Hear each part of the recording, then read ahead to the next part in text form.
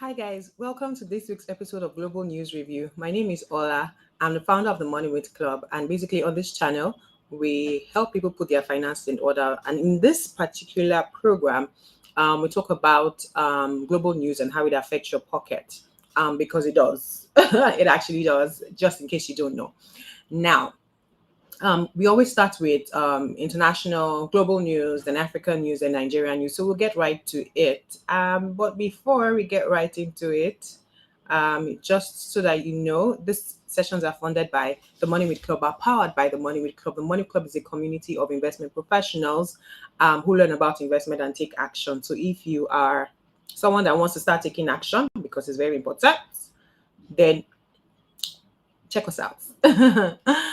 And then we also have our newsletter, so you can check that out also. Now, very interesting news. So we've been seeing a lot that's been happening in terms of tariffs, in terms of announcements, and this news in particular. The reason why I picked it out to discuss is just telling you that when people see the news, they take action. So you know, just in case you don't already, right?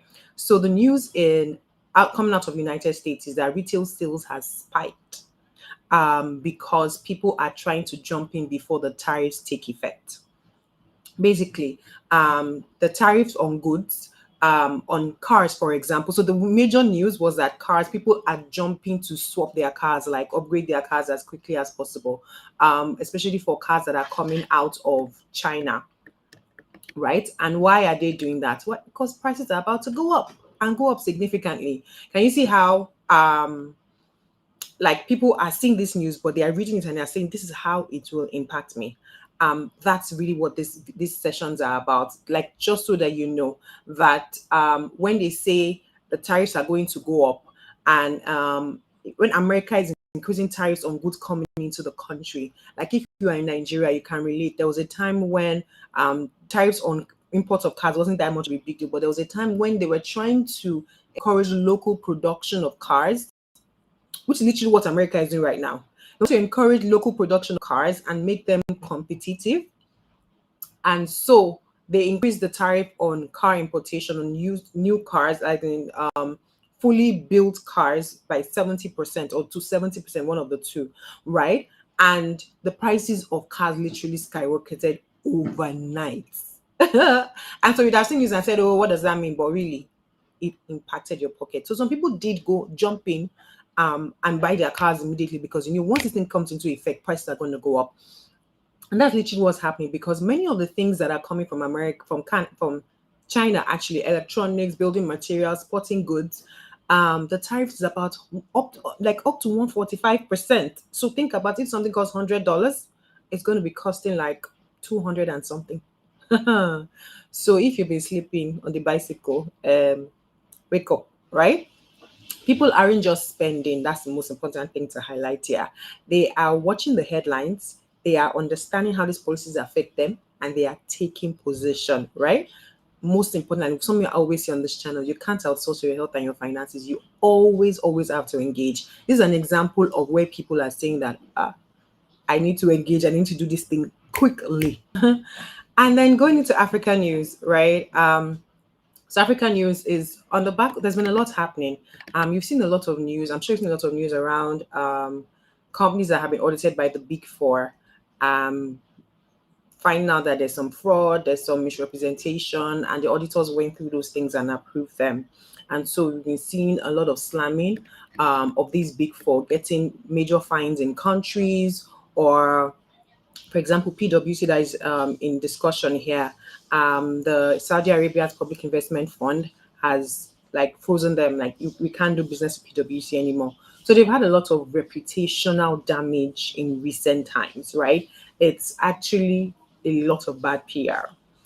And so PwC has decided that they are going to pull back on their Africa businesses. Now, this one, I'm like, face your problem. There's a point where you need to face the reality of the fact that these slams and these fines and stuff are coming from the developed north, are coming from your product or your service in the developed north, right? Developed north being the developed countries that we know, yeah. So what is Africa's own in this matter? But then they are saying that they're scaling back out of, or they're shutting down operations in countries where corporate governance is not strong, or where the legal or regulatory system is not tight, and blah blah blah. Right. So they are trying to de-risk the firm's portfolio. Right. So basically, even before now, they had told their local firms, so it's like a major franchise, right? Or a concession, or a group of, that's how they run, basically like a franchise of PwC around the world, right? And so they had told their local offices in some of these countries to shut down ties with clients that seemed high risk, right? So that we don't know what's happening. We don't know why they have been slammed the way they've been slammed. We don't know the backstory of what really went down. We don't know, but they are saying that that is what they think the solution should be. Now, but the fact is this: they shut down from some countries, from like 9 countries or so, but they're not actually leaving the continent. They are still doubling down in key countries like Nigeria, South Africa, Kenya, right? But what this tells us is that there's still strong demand for professional audit services. They actually still strong demand, and that even in those countries where they are living, those smaller economies, which it might just be a commercial decision, to be honest, in terms of risk versus reward, right? And even in those countries where there's a pullback, from where they are pulling back from, it just tells me that there is opportunity, right? While somebody is jumping off the ship, there is position, because those companies still need to be audited. Auditing is generally a regulatory requirement. So if, for example, you are ex PwC, if you are ex any of these big four, there's opportunity. Why? Because as they are jumping ship, that gap needs to be filled by somebody, right? So when we hear these things, it doesn't necessarily mean bad all the time. And I think that's what these sessions are about.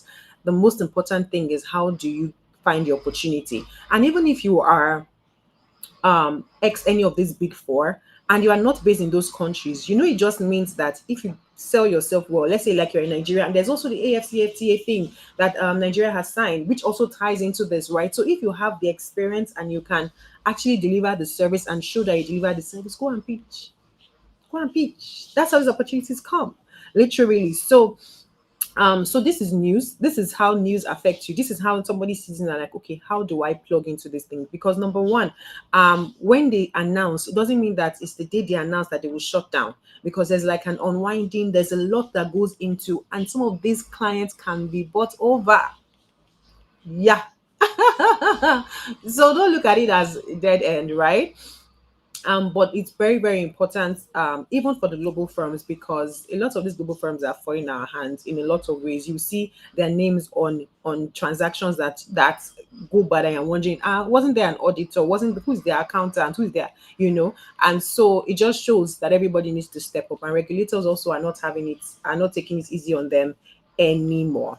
And in fact, I think my final word here will be that the continent actually does need local champions. Audit firms that are known across African countries, that are owned by Africans. The same way we'll have like the MTNs or the Standard Banks, across Africa. We actually do need that for a lot of services, right? So this is an opportunity if you can jump on it. Yeah. And before I jump onto the next news, I would like to tell you about our workshop that is coming up next week. Let me put it up on the screen. The discount code has expired, but you can see it and you can sign up. Basically, if you are someone who has created strategy documents at work, you have been in your office where you sat down and you said, oh, we have a 5-year plan, or we are creating a 5-year plan. You sat down with the board, blah, blah, blah, and you created that plan. You had a consultant come in and the person guided you through the process, created that plan, broke it down into action plan per year. And then you stayed in that company long enough to see it grow. Or even after you left, you realize that, oh, these things that we wrote down, we sat down, we planned, and we did that, it's coming to fruition. My question to you is, do you do that for yourself? When you were setting that plan, when you were getting that plan, did you know how everything was going to be sorted out? Did you know how it was going to come through? Did it necessarily make you feel like I was in control? Like, did you think that, oh, I know how everything can plot the graph from end to end? No. So why do you come to tell me that there's no point planning when it comes to personal finances, because you don't know how tomorrow will be? Think about it. Now, if you're someone who earns well, and actually need to put their finances in order and need to get a structure to their finances, clarity, and know, okay, this is what I'm doing, this is how I should do it. This session is for you. Scan the barcode, share with a friend. You don't want to miss it. Registration actually closes on the 22nd, and that's because before the workshop, we're going to have what's it called? You're going to have pre-session worksheets that you're going to need to do, right? So you need a little bit of time, a day or two, right? It's not that much. It's just feeding in information. Don't worry, if you're not in math person, the Excel sheet will do the work for you, right? But you just put in your information. Where you see this, put this. Where you see that, you put that, and then by the end of that, um, you should have, like, there's a foundation for us to effectively go through the workshop, right? So if this is something that you feel like you need, please sign up and share with a friend. Also, don't be a bad friend. Don't hear about something that could be useful and then keep it to yourself, right? I repeat, registration ends on the 22nd, which is on Tuesday, I believe, right? So you don't want to miss this out. Yes, moving on. We are now coming down to Nigeria news. Let me take out the QR code. I don't see anybody logged on today. Is anybody here? Oh, I see you. Hi. Please, if you're wherever you're reaching out from, please just say hi so I can spotlight you. Thank you. And then finally, Nigeria news. It was hot this week. It was very, very, very, very, very, very hot this week, right? And that's because of the CBX crash. Now, this one there, I have so many videos on identifying red flags in investments, blah blah blah. But the only thing I will tell you is this, and I mean to a very, very large extent, I'm not sympathetic to anybody that lost money to CBX, because somewhere in my head I feel like you should know that this thing is too good to be true, right? Like, you actually should know, because what business can legit give you 40% return, 30% return every month consistently? As in, it's not your business, it's not you running it, so you are taking all the profit. Is that you are running a business, and after you give the person that amount of return, you still have something to eat yourself. So why do we sometimes like to feel smart with ourselves, right? Now, the reason why I put the title, if you see the scrolling news, as CBX and inflation, is because one of the reasons why people jump into these things, and I can understand, is because prices are rising significantly. Salaries are not rising that quickly, right? So there's that need to catch up. And I understand. However, if you've ever lost money to a bad investment before, if you've ever lost money, so I started my career as a trader, I've lost money. Eh? That you do a trade, you do mine yours, and loss just hits you, bam. I have lost money. So I know how it feels, right? Such that I can tell you for free that when it comes to investing, hi Itwa, I think that's your name. That when it comes to investing, as much as our eyes are on the returns, the question you should always ask yourself when you're going to this investment: if I should lose this money, what will happen? How would it be? Just, because I know that some people use their school fees money. What will happen if this money disappears? What will happen? If the answer is I am dead, don't do it.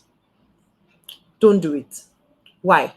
Because at no point in time should you do any investment, whether it looks like Ponzi scheme or it looks whatever, where if this one tranche, like if this thing I'm moving my money into disappears, I lose my share.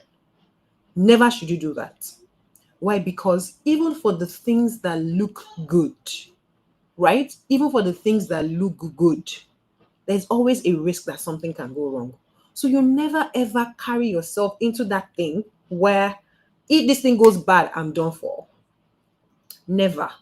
I think that's the rule, right? Because inflation will always inflate to there's never a time where you would see, hi Miriam. There's never a time where you would say that, oh, prices are not going up. Is it that they are going up quickly or they're going up slowly, but they're going up? Understand that. Such that you need to, which is why the session I'm talking about is important. Why? Because you need to take your eyes out of the things you can't control, aka inflation, and look at your goals, your financial goals, and say, how do I plot my graph to get there? I put it to you that the people that posture It's like what you do at work. When you do that at work, you have your risk, you have your mitigants. You say you bring a consultant, talk about the economic environment. What should you be looking at? Blah blah blah blah blah. That's what you do at work. But at in your personal finance, it's like let's wing it. But do you realize that in that your business plan and strategy, you factor in price increase, you factor in salary increases, you factor in the fact that you would have to review pay, your vendors will increase their prices, you factor it in. You take it with your full chest and you say, what is the max possible? And you provide for it. It's the same thing you should do with your finances. And if you don't know how, that's what this session is for. And that's where I will leave it, because you can't, please don't tell me you do not know that the returns were highly unreasonable. And so it's a let's see who jumps out fast. And if you got caught, sorry, that's how it happens. Don't do it again. But I know that people will not do it again. People will still do it because, yes, we know. However, I think the most important thing is that amount that you are putting in. I've gone past the point of saying don't do. I've actually gone past. Okay, yes, yes. If you are trying to, I see Miriam's question. Miriam, the link should be in the description. If it's not, just type in the comments that please share the link. And let me see if I have it somewhere here as a caption. Ooh, let me see. I don't think I do. Okay, it will come up scrolling right now. It will come up scrolling right now. But let me try the QR code. It might be network that is making it not work and all, but it's here. But anyways, I have gone past the point. I've been humbled enough to know that don't tell people not to do it. Let me tell you how to balance it out. That money before you move it, just ask yourself. Because I've given up. I have realized people would do it. Just ask yourself, if this money goes, what will happen? If all this money disappears, and if you are going to be dead, reduce it to the amount that if I can't believe I've said this, but reduce it to the amount that if it goes, you'll be like, I'll be pained though, but I'm not dead. Do you understand? I'll be pained, but not dead. That is the most, that for me is my advice, because you know that is it's like binary, and it's binary that is shocking. Like you actually have no control over it. That money can and most likely will go. We know when we are doing these deals. We know that we only come and talk when the katakata has burst. So at least as a mitigant, seeing that people will not hear a word because we've done so much on Ponzi schemes, you can't tell me that you are shocked. And if you were shocked, please drop it in the comment section and we'll talk about it, right? But yeah, moving on. And the final thing is that Nigeria signs the ECOWAS tariff agreement. That's the AFCFTA, right? Now, if you don't know about it, right, go back to our previous videos and we've talked about it a lot. But this is actually, for me, Nigeria is one of the largest economies in Africa. So this is very significant for trade across, trading with other partners. What it means is that, you know, the way President Trump is saying that if you want to ship in goods into America, there's a 70% tariff on this person, there's a this tariff, zero tariff. If you are so that African goods coming into Nigeria will come in at zero tariff. Nigerian goods going into those countries, you will not pay any tariff on it, right? Such that if for example, in one country, you could sell, like if you could export to America, let's say, and America's tariff for ease of numbers is 10%, and your price would have been 100, and then you add the 10% on top, and Americans are, so that'll be 110, that'll be your price to the market, right? And then Americans are able to sell at 105, you know you will struggle. But if you can find someone in Africa that will pay that 100, right, it pays you to ship to that country. Do you understand? That's literally what's happening. So over time, this is where policies change things. Over time, you would realize that things have changed, right? And that we start trading across Africa. And I think this is fantastic. I will end it here. And I just want to remind you that you can't outsource your health and your finances. You have to engage. Nobody can go to the gym for you and you will lose weight. Nobody can eat vegetables on your behalf and you'll be fit. Same way you can't outsource your health and your finances. You always have to